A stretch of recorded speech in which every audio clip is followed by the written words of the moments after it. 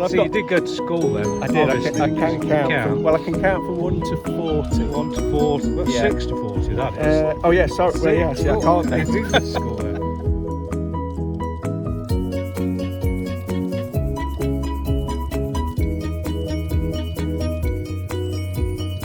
Right, so we're obviously just about to start to get fishing, James. I'm going to start plumbing up over there. So if I try and zoom in on this as well, what are we actually looking for while we're looking for? So obviously it's cold still, isn't it? It's mid-end of February. So I'm looking for a depth of water where I think the fish, I mean, we never know. So everything we're trying to do is trying to find where the fish are and where the fish want to feed. All guesstimates. Yeah, all guesstimates. But a good starting point on these type of snake lakes, like this is, canal style commercial lake, is I'll have a rig for down in the deepest water. Yeah, down the track, down the track as they call it, so I know then I've got the deepest part of the lake covered. Yeah. And another good place to start, or another line to have to kind of start working from is kind of 3 foot. Yeah. On a standard kind of depth. So this is about 4.5 feet down the middle. Yeah. So I'm thinking, well, 3 foot, if they're not down the middle, then 3 foot's a good place to kind of start to see if the fish want to feed in. Yeah. What's that? It's kind of 2/3 the depth of the lake. Yes. You could go between, maybe if it's 4.5 foot, you could be looking at 3 foot, maybe slightly less. But what I'm going to look for, if I can, is just find sort of a flat spot or a reasonably flat area that I can get the fish to come and feed on. So you're almost trying to find a bit of a dinner plate type scenario. I don't want to be on a sheer face if I can help it. Yeah. Because I just feel that I can position my rig and my bait and everything nice and accurately on a flatter spot. But the other thing I don't want, obviously we've got reeds across which look inviting, don't they? Instantly think, right, I want to go and fish here. But we're not 100% sure this time of year where the kind of the debris from the dead reeds of the summer got. Yeah, so you could end up fishing over the top of the leaves. I could come up there and find 3 foot, but I don't know how far out the reeds under the water are coming and all that sort of thing. So what I'm going to try and do, I'm going to try and find sort of 3 foot in an area. So I've set the rig to 3 foot. I've got depth markers, I've got inch markers on the top kits. So I've set this rig to 3 foot, 36 inches. And I'm just going to have a little look around the peg. So if I come out here, we're coming from the deeper water. Yeah, the float's gone under. So we know the float's gone there. I can feel it, so it's not far off. So if I went here, then we're into that. You can see it's not even. It's a long time before that elastic relaxes back in the tip. Yeah. So I'm just going to try and find a nice spot. So we've already set what we want the rig at effectively. And it's not set in stone to the millimetre. No. If I can find a spot that's perhaps, it might be 35 inches or 39 inches, and it's the right area that I kind of want to fish in, then that's fine. But I think what we find, having fished this peg before, what you'll find is it's virtually bang on 36 inches. Right. So we're going across. So and that's just starting to come out of the water now, isn't it? It's about half a float length out. So we want to be plumbing up to the bottom of the body. You don't want to be plumbing up to like there, because obviously that's the tip of the float. Yeah, you're not allowing for any stretching the line or anything like that. And you want a little bit of line on the bottom. Yep. So we're plumbing up to the bottom of the body. I mean, I know the old school way would be to plumb so the actual, you could just see the bristle out of the water. Yeah. But then you're not allowing for any movement, any stretching the line or anything like that. You're not going to have any line on the bottom necessarily. So that there is near enough perfect at that. Yeah. So we're going there. You see. So that now. You keep creeping it up. But I don't really want to be fishing there because we've got overhanging reeds. I don't know how much debris is going to be on the bottom. No. But if I come out to kind of here. Yeah.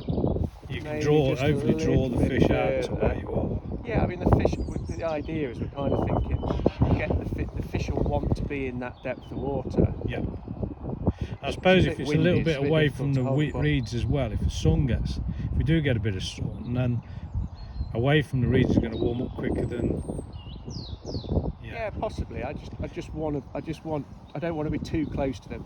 If they're all in bloom in the middle of summer, then you might want to get a bit closer because you think, well, actually, you can kind of see where the edge is likely to be. But even then, if you're too close, you're never quite sure what bit's hanging out under the water. No. And what you're going to get caught up in, what your rig's going to get caught up in. So if we go to there now, just put this bit of tape on.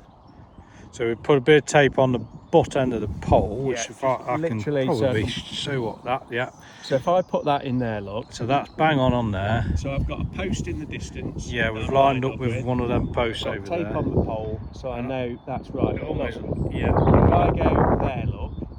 Yeah. It should disappear. Yeah. Yeah. So you've gone to the other post. Very slight slope coming up that way. Yeah. Which is fine, but it's very, very little difference there, look. Yeah. So what that tells you is that the bottom's flat, obviously. Yeah. And even if I go another bit further that way. Yeah, so you can push past. Just see how that's come up. What now? That's come up another. It's come up almost the length of the float, isn't it? And it's not a lot, is it? So it's not like it's going like. No, really, it's not really steep. Sharp. No. So you could effectively fish up and down the slope there, but you are pushing you. Wanted to, but then I know there now, obviously, I'm not going to find 2 foot of water, am I there? No. I mean, even if I go, it's just started to go. So I could, if I felt the fish wanted to be slightly shallower, I could re-plumb up or just take a bit off and a bit more, put another section on and go to there. Yeah. And obviously, you want to have a good plumb round the peg to find features, find anything. Yeah, I mean, all of a sudden. That's what we're doing. Fish holding spots, aren't we? Or areas that we think the fish will want to be to feed. There could be. I mean, I know on the venues I fish, I'll drag the plummet along the bottom sometimes and see whether there could be something. It could be a bit of branch line there. It's better to lose. I mean, in match conditions, even pleasurable conditions, better to lose a plummet than snap a whole rig. Yeah, and you might want to do that if you're fishing close. But this time of the year, you know, if you're starting the match and you might be just dobbing a bit of bread around or something like that, the last thing you want to be doing is like dragging it all around. Yeah, absolutely. Because you just anything that's in the area is they're going to be far more susceptible to spooking and clearing out of your peg when the water's clearer and colder and they're not that bothered about feeding. Yeah. So you do need to, you know, you want to be mindful of that when you're plumbing up this time of the year. Always really, but particularly in the winter. But see, I think I'd be happy for that to be like my 3 foot line, if you like. That's virtually bang on 36 inches deep. It's plumbing up to the bottom of the body. I've got at least. You've got almost a dustbin lid area there. It's bigger than a dinner plate, isn't it? It's plenty big enough because the nature of how we're going to fish this rig being still and just tapping bait in. So we're going to have an area maybe the size of the landing net. To fish on. And then that so just keeps everything nailed in one area. And if I come back again, just double check so make sure there's nothing like massively out of the ordinary. And it's actually plums up really nice. It's a good peg. They do catch a lot of fish, and you can kind of see why. Because if they want to be in 3 foot, you've got a lovely spot to fish there. And you could try other places if you thought, well, you might find want to something. Find another spot, but look at that there. Look, totally different. Jesus. Now, if it was 18 degrees. And they wanted to be in 18 inches, or if it's high summer, I'd be cutting all that bank out with my weed cutter, and I'd be going in there. Do you know what I mean? Into that gap. But this is kind of like part of your watercraft, part of looking at match results or speaking to people that fished at what sort of depth did you catch it. It's so important. I suppose also getting to even whether you're pleasure fishing or match fishing, getting to your peg and sitting for 5 minutes. Yep. Before you do anything, sit for 5 minutes and just see if there's you see anything. You might see. I've done it before, and you've seen some bream rolling. Yeah. I mean, I remember. They'll give it away where they are. Lockie when you won the Riverfest final on the Trent, sat on his box for a bit. Yep. And they seen some bream rolling on the far side and thought, right, that's where I'm going. And obviously he held the record with the weight bream he had, but he was watching this before he'd even done anything. The trouble is, obviously, with fishing, they don't show themselves all the time. No. It can be a giveaway, but that's when. So that would to narrow that line down. That's that's a lot of people call that the mud line. I presume, don't they? It's not really a mud line because There's mud line is fishing that, you know, literally against. Yeah. In the summer, we'll cut all these back out. So all the reeds, we'll cut them out so that we'd literally fish against the mud. Can't quite get there, but we'd fish right in there. Yeah. And that's where the carp, particularly the bigger carp, like to go, because obviously the shallow water, that's where they want to be. But at this time of the year, that for me would probably be where I'd start the match. Yeah. To be honest. And then I'd look to put a line in the deeper water and feed that, perhaps feed this line with pellets. Yeah. Soft, you know, micro pellets, fishing expander on the hook, or start maybe dobbing some bread and see if I can find some fish, and then start feeding. Perhaps feed this line with pellets. Yeah. Soft, you know, micro pellets, fishing expander on the hook, or start maybe dobbing some bread and see if I can find some fish, and then start feeding, and then just gently feed the deeper water line. And obviously, right, okay. I can't catch in this. Yeah. Then maybe they don't want to be in 3 foot. No. They might be in 4 foot and a half. But it's about ringing some changes as well through the day, isn't it? I mean, we're all flexible for fishing. Look at the bait and that in a bit. Yeah. That's the trouble. I'm going to fish this, I'm going to do this, but you can't force the fish to be somewhere they don't want to be. Yeah, and the weather changes during the day as well and dictates things as well, doesn't exactly. it? Yeah. Cool. Right, so this would be, so we're looking at, this would be your, obviously what we just spoke about, probably your second line that you'd use during the day. So we're going to plumb this one up as well. I mean, Far bank marker. To be fair, then what I would do is I would do I'd do the deepest, what I perceive or what I would think to be the deepest part of the lake first, so I know where I'm working back from. Okay. So I would always plumb up this. I'd start off by sort of thinking, right, well, where's the deepest water? So I'd probably go in. I'm starting the process. I'd go in from the top kit and just check down the edge and just see how deep the actual. Yeah, I'm not necessarily planning to fish down here today. You can see how shallow it is. I just don't think, with being in winter still, I'm going to catch in that depth of water. 3 foot down there, then I might think about maybe putting a line down that way somewhere a bit further away from it. The thing with it being the winter as well, tending to fish, I don't think we're going to catch very close like you'd catch there in the summer, because the fish have got more active. They're more active, they're feeding more, the water's got a better colour to it, it's not so clear. So really all I'm trying to do with this rig is find the deepest parts of the peg. So you can see there, that's gone down quite. Yeah, it kind of gives you a starting point, doesn't it? Yeah, so this is my starting point.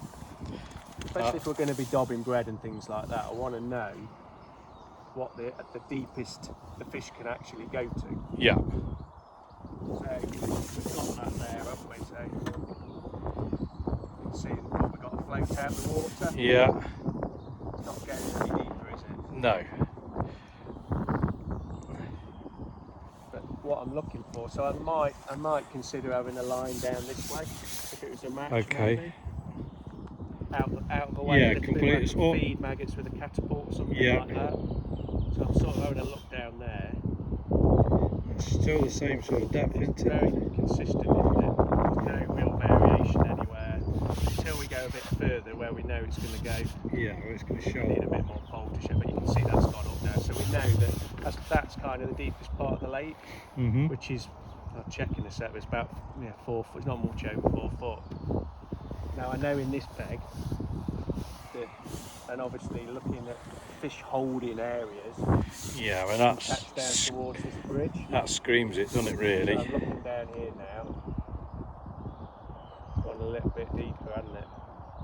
Yeah. So that's good from a winter perspective. That's we've probably found the deepest part. Yeah, that's of that peg, haven't we? Yeah. And if I come back, look, I mean it's not a lot. It's a foot. Sorry, it's a float, not a foot. Nowhere near a foot. Look. Yeah. But it's a float difference. So if you look here, and this is why you want to look around, have a good plumb round in this area. That's probably one of the most important things, is taking your time with a bit of plumbing. Yeah. Got to be careful to find what you want, but then it's say if you go a little bit further. Oh yeah, it's really dropped off, hasn't it? So it's kind of it's very consistent here, and then it's just a slight bit of a bowl down that area. a bit further. So, but there, actually, there it's quite nice and flat, isn't it? Yeah, it's come up again there, hasn't it? Just a tiny bit, but that could be a stone or a bit of plywood. It's not like that, is it? No. It's an inch maybe. But if I put that there, again, it's not quite a keep net size, but it's definitely a dinner plate size flat bit, isn't it? Yeah. So we found the deepest part of the peg, and it's a nice flat area to fish on. Yes. So you've got to think, well, there's a reason why fish do live around there. Yeah, and I You can have suppose another little look and see what it's like there, but post from the bridge is going to give them some shelter from the wind, and yeah, it's bits of free offerings might accumulate behind that. it's a bit of shelter, isn't it? It's something for them to sit round. I mean, fish like structure as well, don't they? So. But that there again, if I plumb into the bottom of the body, Yeah. it's not perfect, but it's certainly good enough to fish on.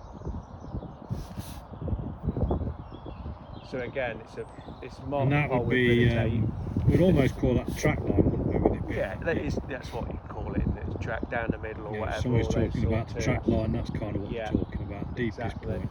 And just being mindful, because I have done it before, where I've put a rig in too close to the bridge and ended up Breaking a tipping pole. Yeah, exactly. Yeah.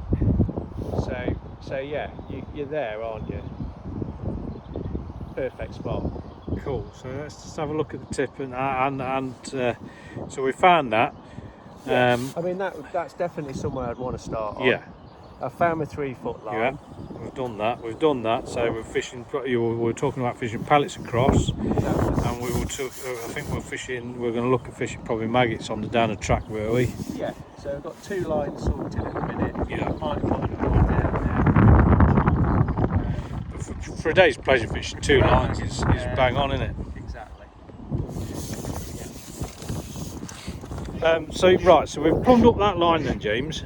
So how do we go about? So I see that there's loads and loads of little marks on your top kits, different to mine. I've got some that got marks on. Yeah. To see the way you obviously. One thing that some people seem to forget, and I come across it, they forget to mark on where the depth is. They seem to plumb up, and then they go out and seem to try and remember where the depth is, and then they go and break an uplink and they can't go back. And I always use a bit of Tipex on my pole top kits, but again I see you've got all these lovely marks. Yeah. Yeah. You did go to school then. I did. Obviously, I can count. I can count from 1 to 40. 1 to 40. Well, 6 to 40. That is. Oh yeah. Sorry. Well, yeah. See, I can't. Right. So yeah. I mean. So obviously that gives you a good idea of depth, but that's going into the extreme. Well, it is, but I mean, for me, it is really important, and I see a lot of anglers doing it now, particularly these wide kits. It's dead simple, lay them out, tape measure, Sharpie, mark it out, and then I know, like we were on about 1 foot, earlier. 2 foot, yeah, exactly. We were on about earlier. I want to find 3 foot. I mean, I know it's not that difficult, but it's there, isn't it? So I just put that on right, and then I get somewhere around that area dead easily. So you're almost preempting your plumbing, aren't you? You can set it to 3 foot. So I'm going to find that. That's what I want to find across. Times, like we wanted to find 3 foot. Yeah. So I set, like I said, you know, if it's the summer, I might want to find the mud line. I'd probably set it to like 15 inches. Yeah. Something like that. Try and find that or whatever. So that helps. But then also it's a good thing. You know, like I know perhaps if we catch well on this peg today at 3 foot, it's a mental note. Yeah. But I suppose also if you've already moved it, you want to be finding 3 foot. You've already moved it for 3 foot. Yeah. You ain't going out, moving the float up, coming back in, checking it, going back out, and keep check. It's already at 3 foot. So And you're going to go and try. You're not disturbing the swim so much either, are you? Yeah. So not everybody does it. It doesn't necessarily catch you more fish, but if it makes life a bit easier, yeah. And so we're marking off. So we would use a bit of Tipp-Ex. I mean, Yeah, normally so I would mark the top of my float, and I would mark the bottom of my float. It's tire marking pen. Yes, which I've I heard use. people use Loads of different things. the stuff they use for on clothing and that, Chinograph pen, Yeah. is it, and something like that. So I just put a mark there. Yeah. Little mark. I know it's a white kit, but I know still that see. that's See, I always, for me, so, and this is, so you talk about your bits. For me, I will put a mark at the top of the float and a mark at the bottom of the float, and then if I think, well, I'm going to take half a float length depth off, because I've moved, I can actually physically see that I've gone half a float length. Yeah. And same again that way, and for me that works for me. But yeah, I mean, the little trick with the Tipp-Ex and stuff, it's the very, very basic, if you like. Yeah. One mark where your tip is. Yeah. And then you always back to dead depth. Yeah, back to where we've plumbed up to, which, to be fair, then that is actually plumbed to the bottom of the body, so you could mark it there. But however it's right, it's right for you. But as a fail-safe, I tend to put a couple of trimming shot underneath the float. See, right. So you can see I've got a couple of number 11s, which just fine-tune the float. So I've got my regular shotting pattern down here. Yeah. And then just a couple of fine tuners just to get that tip sap nice. Yeah, and that's just dotting that float perfect for me. But that also acts as a double check. Right now the float's not moved, particularly if you're fishing, in shallow water, and your float gets caught in your landing net or anything. There's a double check. Yeah. But so I've got that, and I've got that, and also, although I finish at 40 right now on, I know that's kind of 4 foot, Yeah. So we've got kind of. It's all about making life easier, isn't it? And making it's again. And if you're snagged up over there and snap the rig, within minutes you can have another rig back on, tied up, exactly the same depth for your fishing, and you're not faffing around. And again, whether you're pleasure fishing or in a match fishing scenario, just why waste half an hour trying to reset a rig when you've already done that half an hour earlier? And half an hour's time wasted fishing, isn't it? Yeah, and in a match scenario, obviously you want to be getting back, because you don't want to be wasting time. No. But if you're just pleasure fishing, you might only have a couple of hours. So if you've got to reset, it's easy, isn't it? Yeah. So just something else very quickly, before we start getting some fish action, hopefully. I've noticed I use a Dacron connector. You're slightly different to what I use, and probably a lot different to a lot of people using the traditional stomp flows. It seems to me like you've sort of lashed on with a bit of a bead on there. So anything, which is I will use. So this is one of the Codex cart range. Oh right, just a Codex chod bead. Yeah. That I found. But it's something from the dark side. Yeah, from the dark side. Yeah.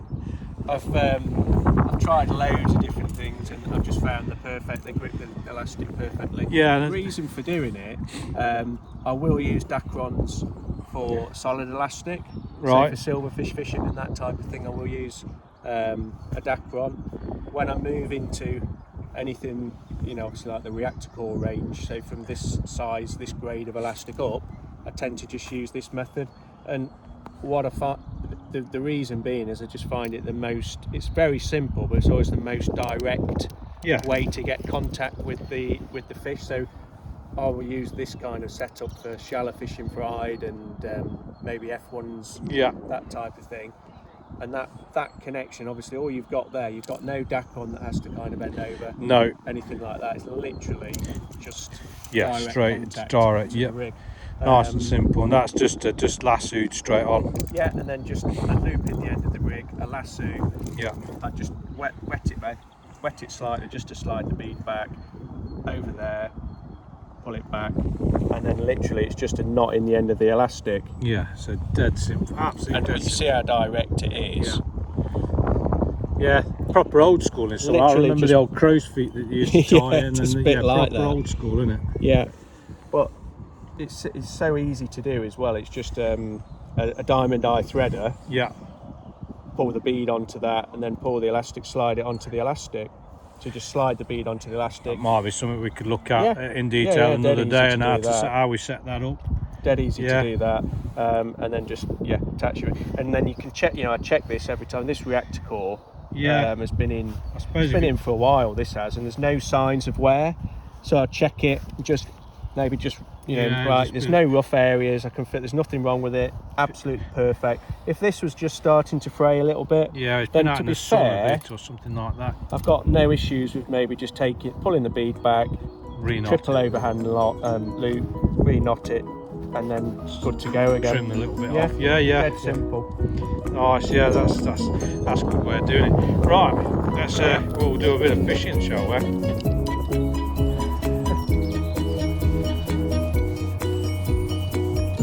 Last fish of the day. Catch it for the camera.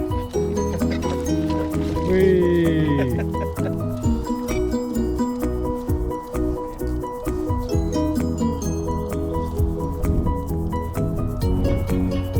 Skimmer chicken dinner. Hey! Say bye, James. See ya. Bye! Thanks, mate.